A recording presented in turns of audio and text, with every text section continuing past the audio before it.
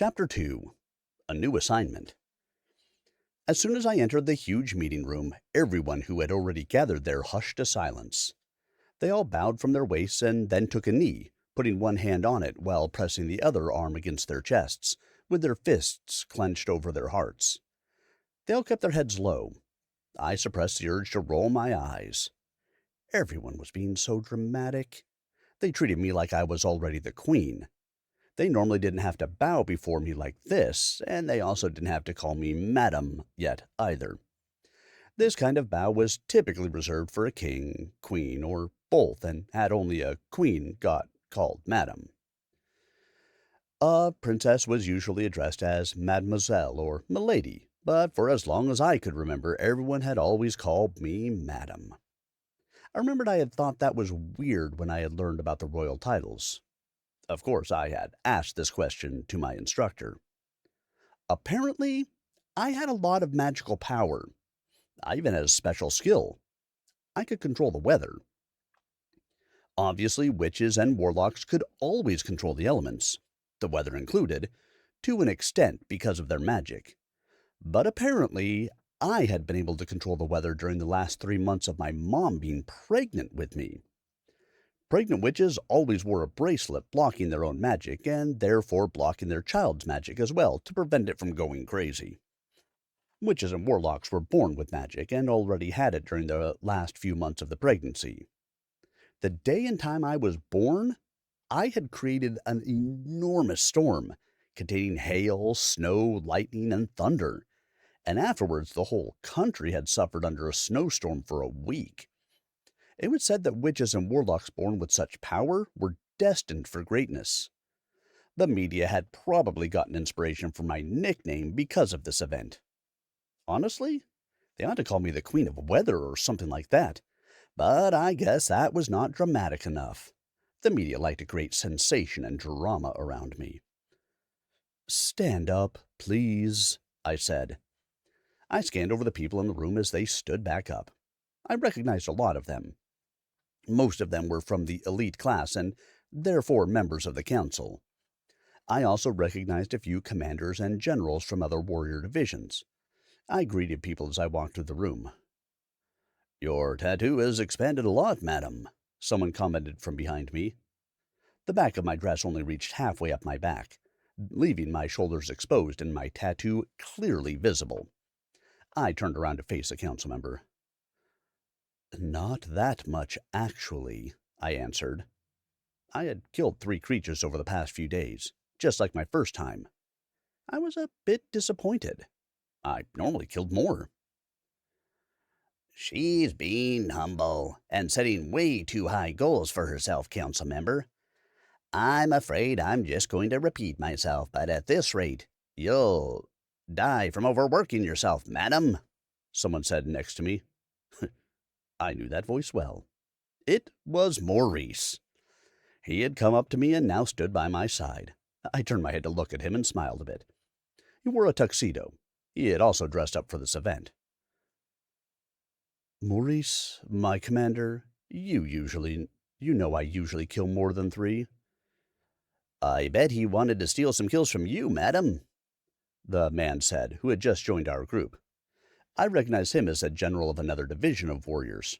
I raised my eyebrow. I was suspicious of this remark. It wasn't very respectful toward Maurice.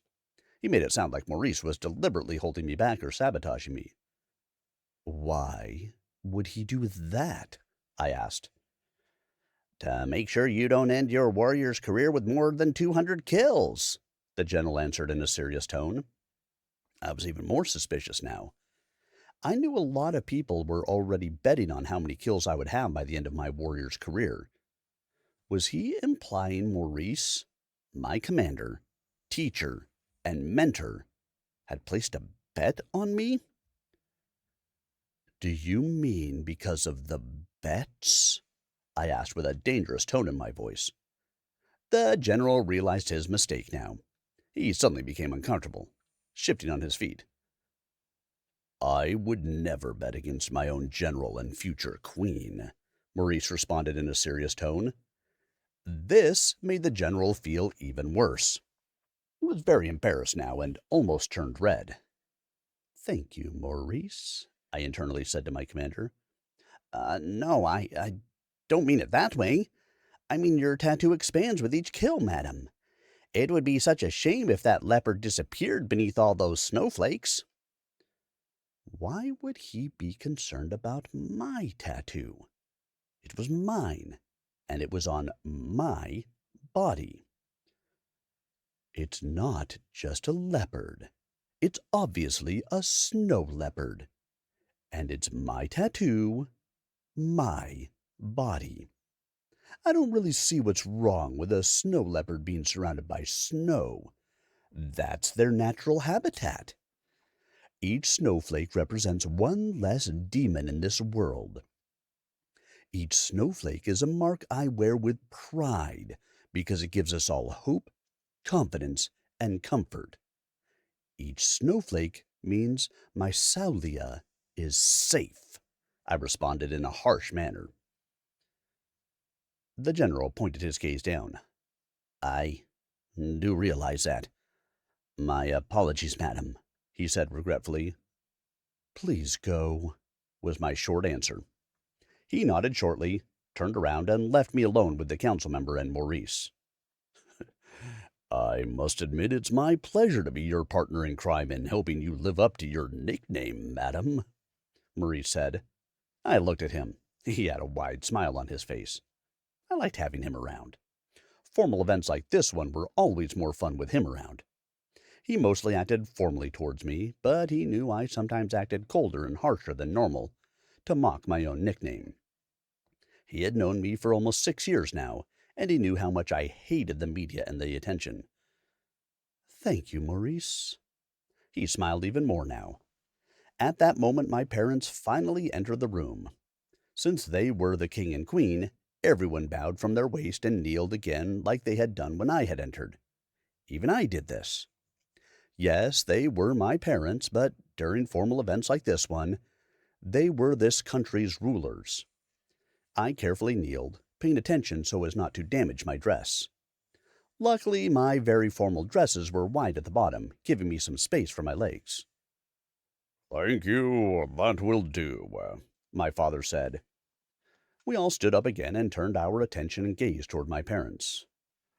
Let's celebrate the glorious victory and return of our precious royal warriors, my father announced, and he snapped his fingers, activating his magic. Several plates flew towards the guests. They were overloaded with food and glasses filled with an orange fluid, which was some kind of nectar. The party had finally officially started. After the party had ended, I went back to my room and got ready for bed. I was pretty exhausted from the past few days and from walking almost all day today. It wasn't that late yet, but I decided I'd get up later than usual tomorrow morning and take it easier. I would still do some training, but I would do less and get more rest in between sessions. The next day I got up late. Well, to my standards at least. Other people wouldn't call it late. It was like 9 o'clock, which was still a decent time to wake up. The sun had already risen fully, but was far from reaching its highest point. I put on some black trousers and a black shirt since I wouldn't be too hot today. After breakfast, I started with my usual routine, which meant I went running around the palace grounds. I ran through the gardens and between the different buildings, but I ran slower than I normally would. After my normal run, I went to the training grounds and practiced throwing some knives at a target. Some other warriors and hunters were also training here. The difference between warriors and hunters was that warriors were generally more brutish and used more force. They were physically stronger and had more endurance. Hunters, on the other hand, used more stealth, speed, and accuracy. Hunters were also more tactical. They always thought their plans through very thoroughly. Another difference was that hunters worked individually, while warriors fought in units. Warriors were sent to fight the demon-like creatures from the great darkness, while hunters acted as scouts, were sent out on diplomatic missions, or were asked to check up on the werewolves, vampires, and hybrids in Mysalia. Most werewolves, vampires, and hybrids lived in their own respective countries. Only if they fled from their own country because they had picked a fight with the wrong individual, they'd come to Mysalia. Werewolves and vampires both made up roughly 2% each of Mysalia's population, while hybrids made up only 1%.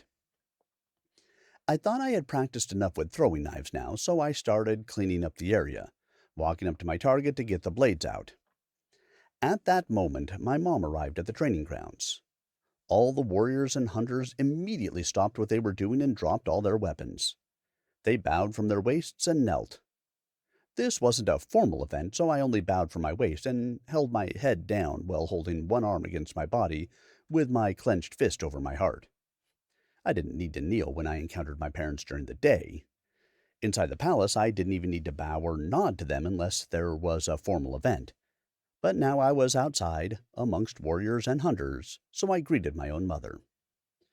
She walked towards me, and I moved my head to look at her. We shared the same kind of face, with the same green eyes, and we both had long blonde hair. I was taller than she was, so I had to look down slightly.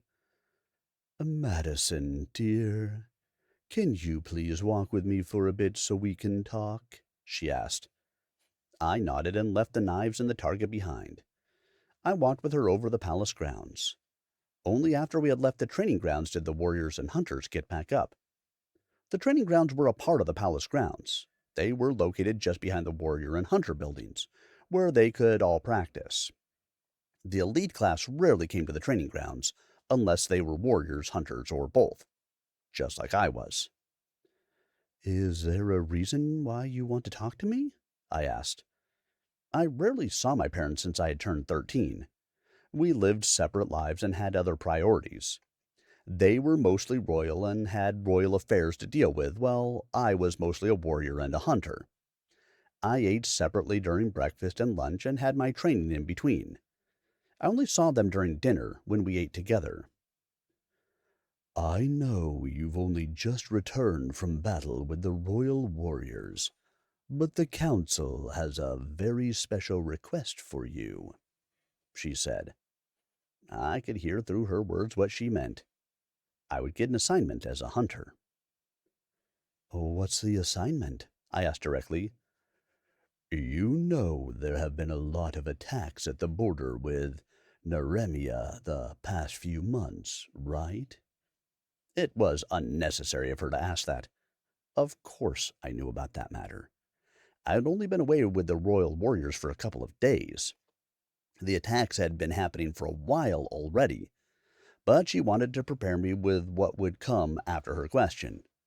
She wouldn't say it like this if the council just wanted me to investigate the attacks. There was more to this. "The council had sent a message with the suggestion to discuss a peace treaty with Naremia. We got a message back yesterday. The king of Naremia asked to send a diplomat to negotiate a place, time, and other requirements for those talks," she continued. Peace treaty talks usually took a few days. This was why diplomats were sent to negotiate the demands for the place and times when all parties could come together to start discussing the peace treaty. "I assume the council has chosen me for this job?" I asked. "Yes, we think you're the best option for this assignment." This was one of the rare moments she didn't refer to the council in the third person, even though she and my dad were both part of it. "I hope you realize it's risky to send the crown princess to a foreign country. Our diplomats are hunters, and they aren't popular amongst supernaturals." "We realize that issue, but you'll be undercover, and you won't wear your star." In a way, that made sense, but it would also be an issue. When I wore my golden star, everyone knew I was a hunter. Not wearing it would be a protective measure. The only problem was that they wouldn't immediately be able to recognize me as a diplomat from Mysalia when I would arrive at the palace. "I hope they will let me enter," I said. It was their request to send a diplomat, so they'll be expecting you. I don't think that will be a problem. Why me? I only just returned yesterday. I brought up so many counter-arguments since I wasn't really happy about this assignment. First, I had gotten a few back-to-back missions with the Royal Warriors, and I wasn't even back for a full day before I got a new assignment as a hunter. I didn't really want to deal with the royal hybrids from Neremia. I wasn't a fan of the supernaturals. No hunter was. My mom sighed. Madison, one day you'll have encounters with the current king or the crown prince of Neremia. It's in everyone's best interest if you get to know them now, and this way they'll have the opportunity to get to know you personally too. You'll be able to maintain a healthy relationship with our neighbors. You also know what's best for our country, and you know better than anyone else what we want and need. But they won't know it's me. No, not this time. But they'll probably realize it was you later on. So I needed to make a good impression. During my training as a hunter, I had learned hybrids were unnatural, wrong, and beasts, just like werewolves and vampires. This wouldn't be easy. I would have to really watch myself and pay attention to what I do and say. I'll do my best, I said, giving in. Good. You'll have a bit of preparation and rest before you leave. You'll be leaving in exactly a week. That was good news. I would still get time to catch my breath. I didn't need much preparation. I only needed to stop applying the red dye in my hair and dye it all a totally different color.